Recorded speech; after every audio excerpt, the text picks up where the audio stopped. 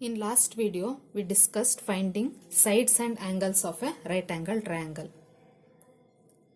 Today we are going to relate between sides and angles of right angle triangle. ಇಲ್ಲಿ ಒಂದು right angle triangle consider ಮಾಡಿದ್ದೀವಿ. Points ನಾವು ABC ಅಂತ ತಗೊಂಡಿದ್ದೀವಿ. Angle B 90 degree ಇದೆ.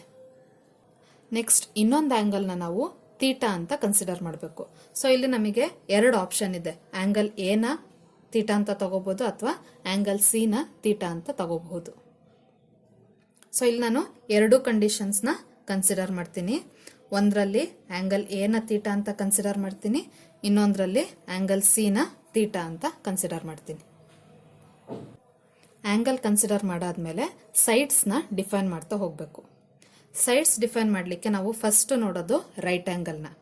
ಈ ರೈಟ್ ಆಂಗಲ್ಗೆ ಆಪೋಸಿಟ್ ಇರೋ ಸೈಡ್, ಇಲ್ಲಿ ಆಪೋಸಿಟ್ ಇರೋ ಸೈಡ್ ಯಾವುದು? AC. ರೈಟ್ ಆಂಗಲ್ಗೆ ಆಪೋಸಿಟ್ ಇರೋ ಸೈಡ್ AC. ಈ ಸೈಡ್ ನ ನಾವು ಯಾವಾಗಲೂ ಹೈಪೋಟಿನಸ್ ಅಂತ ಹೇಳ್ತೀವಿ.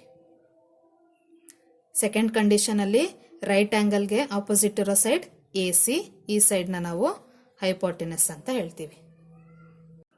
ನೆಕ್ಸ್ಟ್ ಆಂಗಲ್ ಥೀಟಾ ಕನ್ಸಿಡರ್ ಮಾಡ್ತೀವಿ. ಈ ಆಂಗಲ್ ನ ಫಾರ್ಮ್ ಆಗಕ್ಕೆ ಯೂಸ್ ಮಾಡಿರೋ ಸೈಡ್ಸ್ ಯಾವ್ದು? AC ಮತ್ತೆ AB. AC ನ ನಾವು ಆಲ್ರೆಡಿ ಹೈಪೋಟಿನಸ್ ಅಂತ ಡಿಫೈನ್ ಮಾಡಿದ್ದೀವಿ. ಸೊ ಇನ್ನೊಂದು ಸೈಡ್ ಅನ್ನ ನಾವು ಅಡ್ಜಸೆಂಟ್ ಅಂತ ಹೇಳ್ತೀವಿ. ನಾವು ಕನ್ಸಿಡರ್ ಮಾಡಿರೋ ಆಂಗಲ್ ನ ಫಾರ್ಮ್ ಆಗಕ್ಕೆ ಯೂಸ್ ಮಾಡಿರೋ ಸೈಡ್ ನ ನಾವು ಅಡ್ಜಸೆಂಟ್ ಸೈಡ್ ಅಂತ ಹೇಳ್ತೀವಿ. ಸೆಕೆಂಡ್ ಕಂಡೀಷನ್ ಅಲ್ಲಿ ಏನಾಗುತ್ತೆ? ಈ ಆಂಗಲ್ ಫಾರ್ಮ್ ಆಗಕ್ಕೆ ಯೂಸ್ ಮಾಡಿರೋ ಸೈಡ್ಸ್ ಯಾವುದು? AC ಮತ್ತೆ BC. AC ನ ಆಲ್ರೆಡಿ ಡಿಫೈನ್ ಮಾಡಿದ್ದೀವಿ. ಸೊ BC ಏನಾಗುತ್ತೆ? ಅಡ್ಜಸೆಂಟ್ ಸೈಡ್ ಆಗುತ್ತೆ. ನೆಕ್ಸ್ಟ್ ನಾವು ಕನ್ಸಿಡರ್ ಮಾಡಿರೋ ಆಂಗಲ್ಗೆ ಆಪೋಸಿಟ್ ಇರೋ ಸೈಡ್, ಇಲ್ಲಿ ಈ ಆಂಗಲ್ಗೆ ಆಪೋಸಿಟ್ ಇರೋ ಸೈಡ್ ಯಾವುದು? BC. ಈ ಸೈಡ್ ನ ಆಪೋಸಿಟ್ ಸೈಡ್ ಅಂತ ಹೇಳ್ತೀವಿ. ಹಾಗೇನೆ ಸೆಕೆಂಡ್ ಕಂಡೀಷನ್ ಅಲ್ಲಿ ನಾವು ಕನ್ಸಿಡರ್ ಮಾಡಿರೋ ಆಂಗಲ್ಗೆ ಆಪೋಸಿಟ್ ಇರೋ ಸೈಡ್ AB. ಇದನ್ನ ನಾವು ಆಪೋಸಿಟ್ ಸೈಡ್ ಅಂತ ಹೇಳ್ತೀವಿ. ಆಂಗಲ್ಸ್ ಮತ್ತೆ ಸೈಡ್ಸ್ ಅನ್ನ ಡಿಫೈನ್ ಮಾಡಿದ್ಮೇಲೆ ಅವೆರಡನ್ನು ರಿಲೇಟ್ ಮಾಡಲಿಕ್ಕೆ ನಾವು ಯೂಸ್ ಮಾಡೋದು trigonometric ratios. First trigonometric ratio sine theta. Sine theta ಅಂತ ಹೇಳಿದ್ರೆ opposite by hypotenuse. Next is cos theta. Cos theta is always equal to adjacent by hypotenuse. Next, tan theta.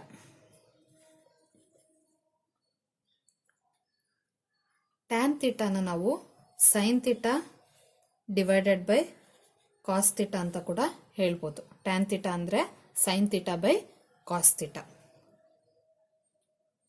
So ನಾವು sides ನ relate ಮಾಡೋದಾದ್ರೆ opposite divided by adjacent. Sin theta is always equal to opposite by hypotenuse. Cos theta is always equal to adjacent by hypotenuse. Tan theta is always equal to opposite by adjacent. Next ratio is cosecant theta.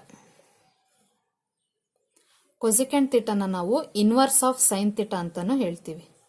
So inverse ಅಂತ ಹೇಳಿದ್ರೆ cosecant theta ಯಾವಾಗಲೂ sine ಥೀಟಾಗೆ opposite ಇರುತ್ತೆ.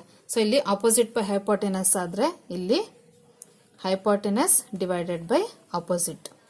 Next one secant theta. Secant theta is inverse of cos theta. Inverse of cos theta ಅಂದ್ರೆ ಇದ್ರದ್ದು ಉಲ್ಟಾ ಇರುತ್ತೆ.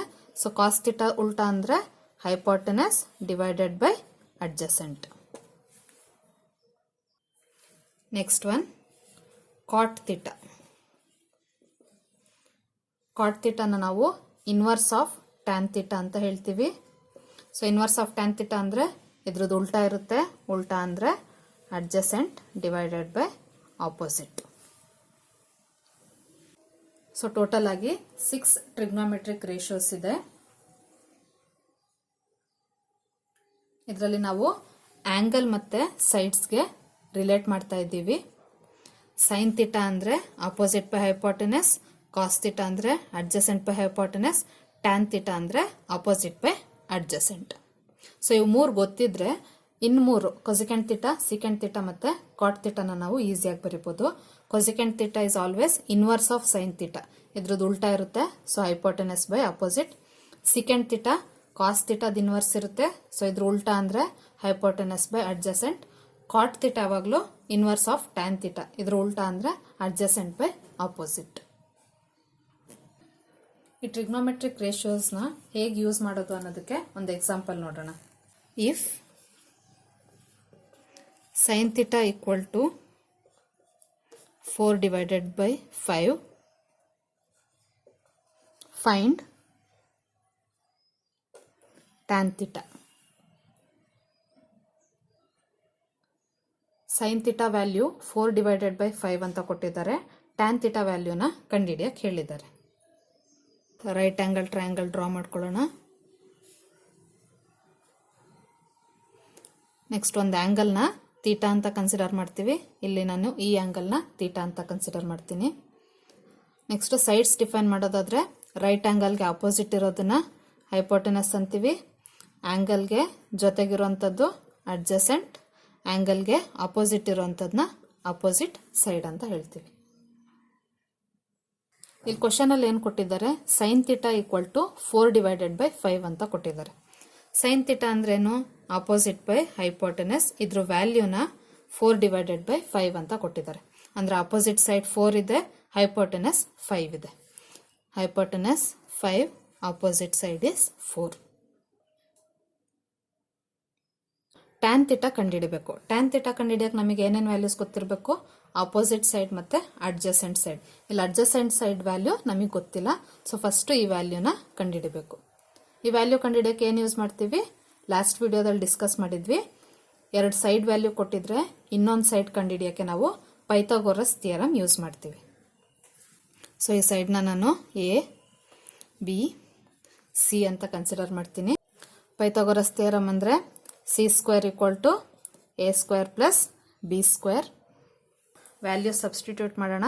C value ಎಷ್ಟಿದೆ, 5 ಇದೆ. 5² = a ವ್ಯಾಲ್ಯೂ 4 ಇದೆ, 4² + b². 5² ಅಂದರೆ 25, 4² is 16 + b². 16 ಈ ಕಡೆ ತಗೊಬಂದ್ರೆ ಏನಾಗುತ್ತೆ, 25 - 16 = b². 25 - 16 ಅಂದರೆ 9 = b². ನಮಗೆ ಬಿ ವ್ಯಾಲ್ಯೂ ಬೇಕು, ಸೊ ಸ್ಕ್ವೇರ್ ಈ ಕಡೆ ತಗೊಬಂದ್ರೆ √9 ಆಗುತ್ತೆ. √9 ಅಂತ ಹೇಳಿದ್ರೆ 3. So adjacent side is 3. ಇವಾಗ ನಾವು ಟ್ಯಾನ್ ಥೀಟಾ ಎಷ್ಟು ಅಂತ ನೋಡೋಣ. ಟ್ಯಾನ್ ಥೀಟಾ ಅಂದ್ರೇನು, opposite by adjacent. Opposite side is 4, adjacent side is 3. So tan theta is 4 divided by 3.